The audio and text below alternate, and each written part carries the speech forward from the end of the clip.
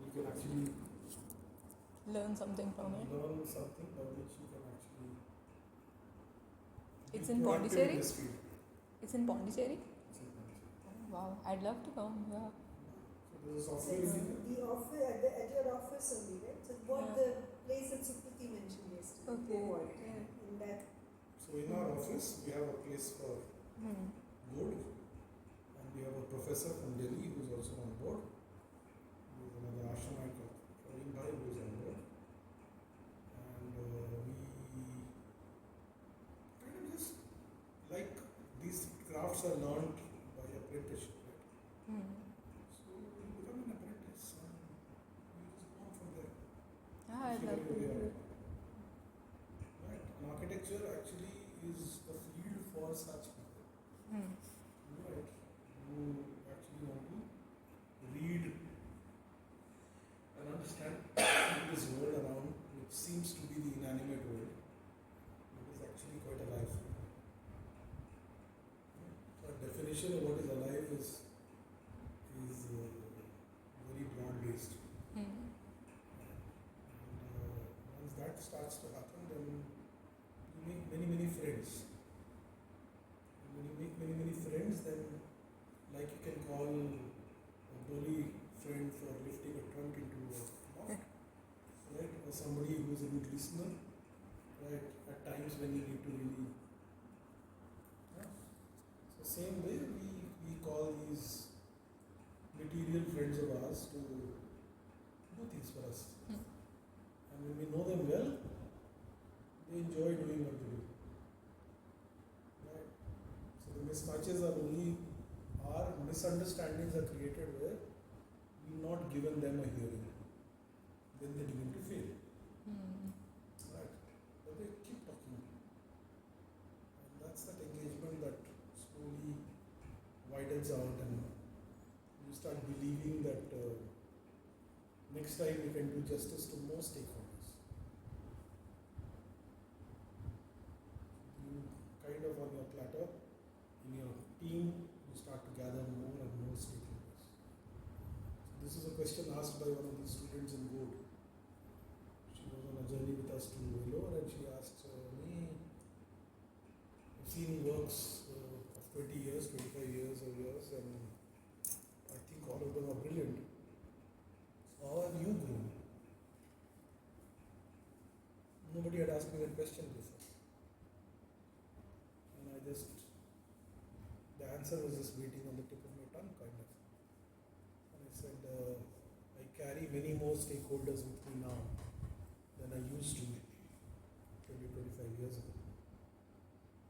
So my number of stakeholders in my team have increased exponentially, and I am able to give each one of them a good hearing and then engage with them to do something worthwhile. It's a beautiful friendship that has developed, and so on a broader level, like what you can think about doing is, right now we start thinking that if I need to play music, or if I need to create music, I need to play an instrument, right? Or this instrument, vocal cords or whatever. So I need to train an instrument and become equipped at that instrument, and then I create music. But actually, the guy creating music is the one who's written the score and who's conducting the orchestra, right? Yeah. He or she may know all instruments or may not know all instruments. May be good at one instrument, may also not be so good at another. But the guy knows how to wield those two little sticks and conduct the orchestra. So architecture is a lot about being on that pedestal, standing there and getting this big orchestra of men, skills, materials, light, wind, and orchestrate them into creating what is called frozen music. Yeah? Yeah. So shoot. So, Yesterday we spoke to your partner Supriti ma'am, and she told us a lot of really interesting stories about the house. And she went more into the technical details of the architecture and what the how they managed everything. And she told me that your stories related to the house would be more personal and like more related to the people that had come and worked in the house. So I wanted to ask you what the process of designing this house was like. She told me you'd already designed this before and tried to give it to clients before, but they didn't. They weren't very responsive to it, and eventually Prabha ma'am was the one who took that design. So, how did you come to this design eventually? Oh, is that what she said? Yeah. Okay. By the way, I didn't sit in on the conversation yesterday. I did not sit in even now. What do you? But I just want to hear some of his thoughts. Also, Quite fine either ways. yeah. The focus, while you answers, I just thought one little bit of context setting, which is that our output finally was to create a storybook about the house. So it is beautiful. You should brief you, yeah. So it's really around that, and hence whatever emerges, everything Let can it come. emerge. And it's also about engaging with somebody who's And she aspiring to brings a very bring it to open lens to Yeah, it great. without any of, let's say, for Absolutely. example, my biases. So I think it's that's a very kind of a linear way of looking at it. You don't arrive at designs. You explore, like we explore materials, you explore forms. And what is most interesting is that you learn this craft exactly like you learn music and dance. So you can't learn performance to performance. No craft can be learned performance to performance, right? You do something called riyaz. Yeah. Yeah. So sometimes it does happen that when clients arrive and you make some concepts and some concepts don't go through, right? But they become part of your riyaz, Yeah. right? And as you keep, and when a client has come and something got triggered and you kind of start doing something, even when you're not really working on the project business-wise, the project never stops. It just keeps building inside you. So like right now we're doing a school which is like a stadium. Right? And now I can relate that actually when I was in 8th standard, I used to jump in through the window, playing badminton in the small recess or the big recess. And when the teacher would walk in from the corridor, at that moment, till that very moment we'll be playing. And we'll jump in through the window and sit on our window seat. So today when we conceive of the school, we've removed that wall between the classroom and the play area. There's no wall. But it's coming from when I was 8th standard means, I was 13, 14. Yeah. So 40 years ago, 42 years ago. So that's how design doesn't really start to happen when a client arrives. Right? It's not like that when people come you start cooking. No. When people come you're already prepared and you know what you can cook, you know things, And the person who comes in also becomes a part of the experience. So this form was tried, and what it did was it told us, I work well when I am these dimensions. I start to fail when I am these dimensions. Right? And stuff like that. You start to get into, I can take plumbing and electrical in these ways.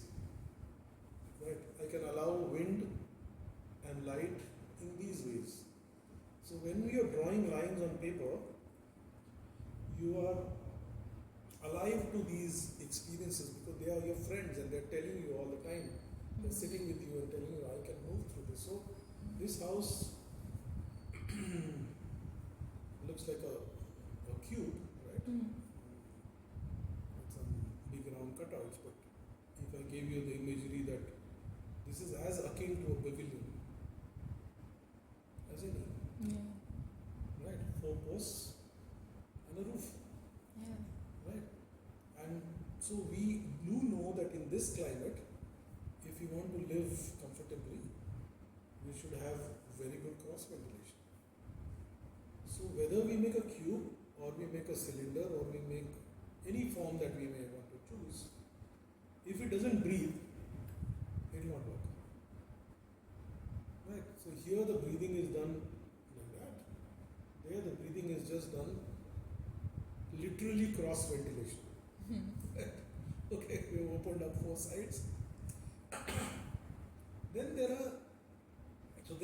there are these practical things about arranging furniture, being able to move, counter heights and stuff like that.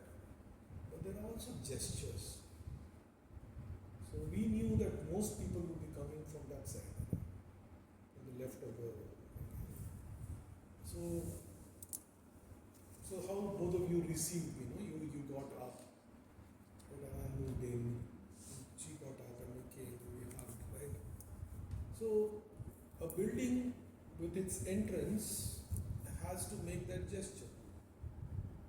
And what gesture was this cube, which seems to be some pompous little fellow, very strong, all blocked up. A cube is like that.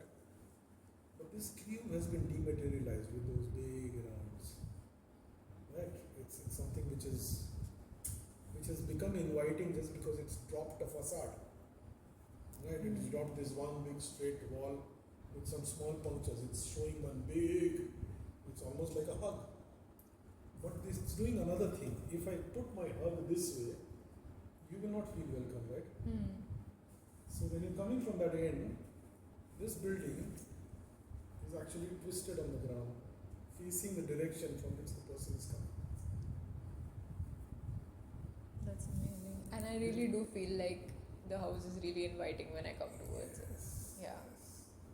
That's a gesture. It's just a little thing where the eyes are pointed and the structure is pointed, the body is aligned to receive. Mm. So there are many ways to receive. Right? Then there is something which we learned in architecture. When people, words, what they do is they start to help you to anchor meanings. Right? So there's something called a ground connection. How the building meets the ground. So I talked about meeting people right now, right? But the building also meets the ground. The building also meets the sky. Right? So both of your heads right now meet the sky in a very different way than mine. And actually I've lost some character. If I had some hair, right? And hair is actually something which very beautifully allows the background to blur and then give you a figure. Right? When it becomes a clean line, it's not a very nice junction. It needs to be thought out. So the big concrete cornices which are there on top, which are there like eyebrows, and they protect the building. But they are also the gesture the building is making on how it meets the sky. But imagine the cube with the cylinder, or with the cuboid on the side, which is the staircase. That was a critical one, and we had learned it in history of architecture that Corbusier has talked about it. That you just delete in your vision the staircase and the bridge, and everybody will say that this building is a washing machine. It's the tension created between the tall cylinder, the tall cuboid, and the cube that keeps it in harmony. So there's a tension which is harmonic. Yeah. And the twist is harmonic. And we have been groomed the wrong way because the West did a lot of its architecture, which was an expression of power. The church was also